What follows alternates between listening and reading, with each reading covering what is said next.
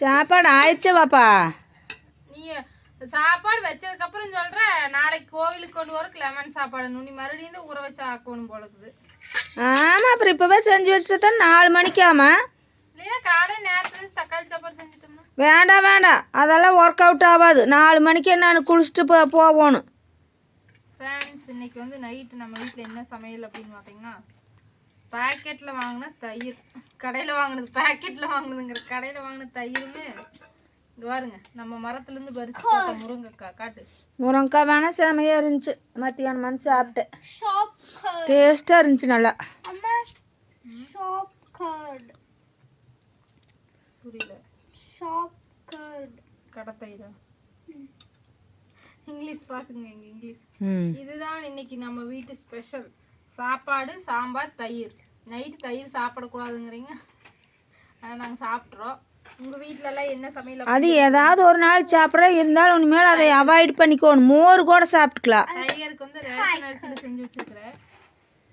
ஆமாம், இருந்தாலும் நல்ல அரிசி விற்கிற விலைக்கு ஒரு சிப்பு 1600. நல்ல அரிசியும் போட்டுருவோங்க ஒவ்வொரு டைம் போட்டுருவேன். ஆனால் ரெகுலராக அதவே போட முடியாதுங்களே. ஒரு ஆள் சாப்பிட்ற அளவுக்காவது சாப்பிடுங்கள. 3 வேளை 4 வேளை போடுவேன். ஆமாம், அதனால அது 1600 ரூபாய்க்கு நாம சிப்போம்.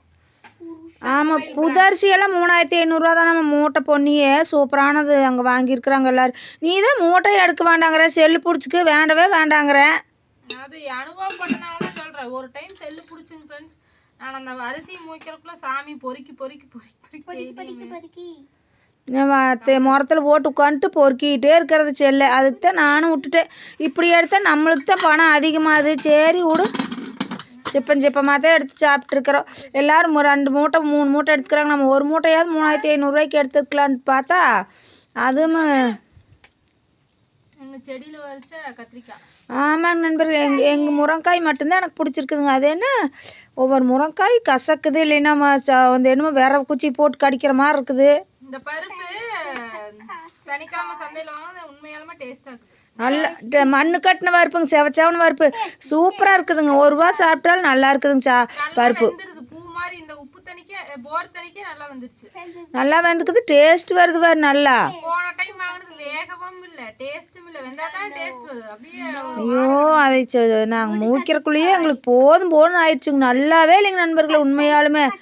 என்னடா என்னப்போ சாம்பார் வச்சாலும் இப்போ சாம்பார் நல்லா இல்லை. சும்மா உப்பு பருப்பு செஞ்சாலும் கொத்தமல்லி கீரையெல்லாம் போட்டு இவ்வளோ போட்டு டேஸ்ட்டாக செஞ்சு அதுவும் பிடிக்கல. எனத்தைத்தான் திங்கிறதுன்னு எனக்கே சாப்பிட முடியலைங்க. ஏய் பவுட்டை அப்படி வைக்கக்கூடாது. சரிங்க நண்பர்களே, வாங்க நண்பர்களே, நாங்களும் சாப்பிட்டு கொஞ்சம் லெமன் ரைஸ் இப்போவே செஞ்சு வச்சுட்டா தான் 4 மணிக்கே எழுந்திரிச்சு மருதமலை போயிட்டு வரணுங்க. நான் 7:30 மணிக்கு தரிசனம் பார்த்துட்டு வீட்டுக்கே வந்துடுவேனுங்க. அப்போ ஸ்கூலுக்கு போகிறக்குள்ளே வந்துடுவேன். நாளைக்குன்னு பார்த்து பொள்ளாச்சியிலேருந்து நம்ம சப்ஸ்கிரைபர் ஃபேமிலி வந்து பச்சநாயகி அம்மன் கோவிலுக்கு வரேன்னு சொல்லியிருந்தாங்க. வாக்கு கேட்கறக்கு வரேன்னாங்க. இன்னைக்கு வரேன்னு சொல்லியிருந்தாங்க. இன்னைக்கு வர முடியலையாமா, வாடகைக்கு வண்டி கிடைக்கலையாமா. ஆமாம், நாளைக்கு அமாவாசை தானே, சனிக்கிழமை நாளாக இருந்தாலும் அமாவாசை நாள் கேட்பாங்கல்ல, வர்றாங்க அப்படின்னாங்க. வரும்போது நீங்கள் யாராவது எங்கள் கூட வரணும் கோவிலுக்குனாங்க. இன்னைக்கு வந்திருந்தா கண்டிப்பாக யாராவது போயிருப்போம். நாளைக்கு வந்தாங்கன்னா இவங்க அப்பாவும் வேலைக்கு போயிட்டு அப்படி எங்கள் அம்மாவும் 5 மணிக்கு கிளம்பிட்டாங்க. நான் ஸ்கூலுக்கு சுகவாசத்தை ஆட்டணும். அங்கே எப்படி போகிறதுன்னு தெரியல. ரூட் சொன்னால் போய்க்குவாங்க.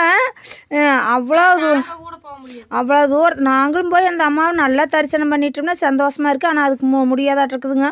அவ்வளோ தூரத்தில் இருந்துங்க ஒவ்வொரு டைமும் ஆம்னி எடுத்துகிட்டு வராங்க. அந்த ஆலமரத்து கருப்பணசாமி அவங்களுக்கு நல்லா வருமானத்தை கொடுக்கணும். அவங்க குடும்பத்தில் அந்த பையனுக்கு நல்லா திருமணம் நடந்து நல்லபடியாக அவங்க குழந்தை குட்டிகளோடு நல்லா வாழணும். ஆமாம், அனைத்து சப்ஸ்கிரைபருக்குமே ஒரு குறையும் இல்லாத அவங்க குடும்பத்தில் திருமணம் நடக்கணும். தொழில் வேலை இல்லாதவங்களுக்கு வேலை கொடுக்கணும். இந்த பச்சநாயகி அம்மன் நல்லா வாக்கு கொடுக்கணும். நாளைக்கு அவங்க வந்து கேட்டாங்கன்னா ரூட் சொல்லிடு. ஸ்ட்ரெயிட்டாக போயிட்டே இருங்க.